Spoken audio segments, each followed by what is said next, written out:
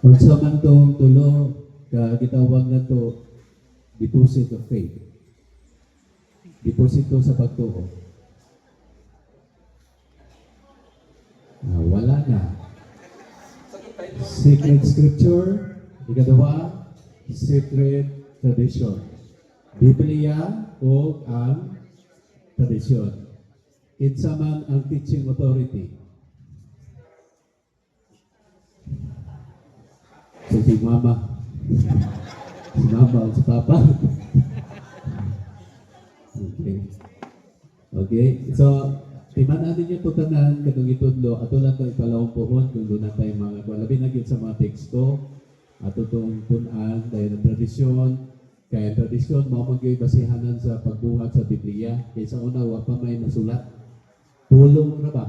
Pulong di pasapasa, sa una generation, ganito sa lain generation, hangtod na muna ang pagsulat ini. So, doon ay mga nasulat, na po'y wala nasulat.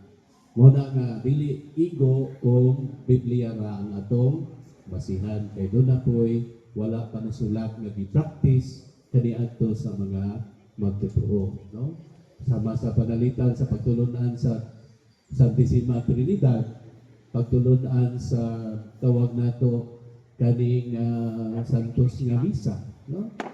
Mamuni, naaman ni siya, no? Nga mga gi-practice na sa mga karaan, no? Kaniadto niya gibatbat, oh, gapo kay itong term ni kuan ganina, gibatbat, gipasapasa o batbat o niya kanimong gisunod, no, sa mga anak, mga apo o hangtod sa sunod na po niya kaliwatan, no? Gibalo ni siya, wala na sulat pero gibalon-balon hangtod sa atong panahon karon, no? Hangtod sa atong kapanahonan. So, dili ni paigo sa tutulingon, dili paigo ang tanan nga nasulat diha sa basahon sa Biblia, no? Muna nga winas gid mo kay kita gyud Katoliko ang tinuod, no? Bakpak mo. Sige, napa ko'y pangutana. Murag ako naging pangutana rin. Unsa may magpasabot sa pulong nga Biblia?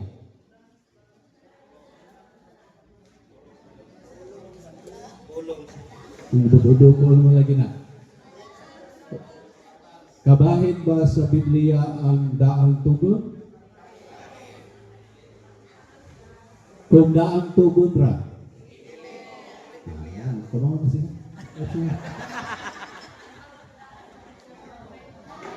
Salamat Dre sa tugang mo pagpasabot.